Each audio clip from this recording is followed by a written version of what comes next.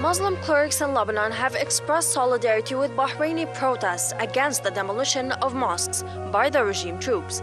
The Al Khalifa rulers in Bahrain have demolished dozens of mosques as part of the ongoing crackdown on pro-democracy protests since 2011. The Lebanese clerics have condemned Bahrain's demolition of mosques as Manama's blatant attack on religion and on the individual right of belief and ideology. We, the Muslim clerics in Lebanon, condemn this shameful crime aimed at segregating Muslims and dismantling the nation of Islam. Where are the Arab leaders taking us? Are they seeking the best interest of Muslims, or are the best interest of the Zionists and Americans? The last time such crime happened was 1400 years ago. As a part of its brutal crackdown on peaceful protesters, the Manama regime has for over 2 years now turned to rubble sites it considered a focal point for rebellion. In March of 2011, the Al Khalifa forces brought down Manama's Pearl roundabout in an effort to put an end to the uprising's effect. However, the attack against religious institutions is a different issue, as the majority of the destroyed places of worship belong to the Shia community in Bahrain.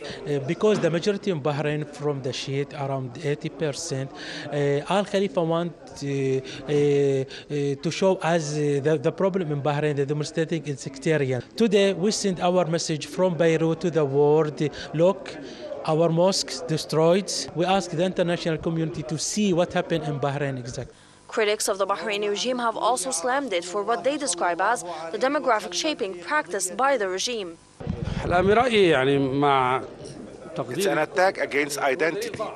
You have an entire population calling for the rightful demands, and the Al Khalifa regime sees that the best way to resolve the matter is by assaulting these people's sanctities and revoking their nationalities.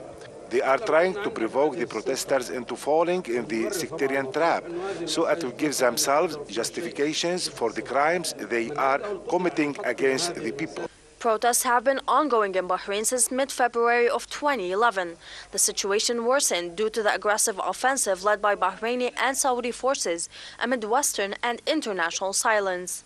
Both the Bahraini opposition and the Muslim Clerics Council in Lebanon have condemned what they described as the systematic attack on Muslim sanctities in Bahrain. They say that this, in addition to the revoking of citizenships and the permission of foreign troops to take part in the clampdown on peaceful protesters, is further proof that the regime is still avoiding dialogue. Altaf Ahmed, Press TV, Beirut.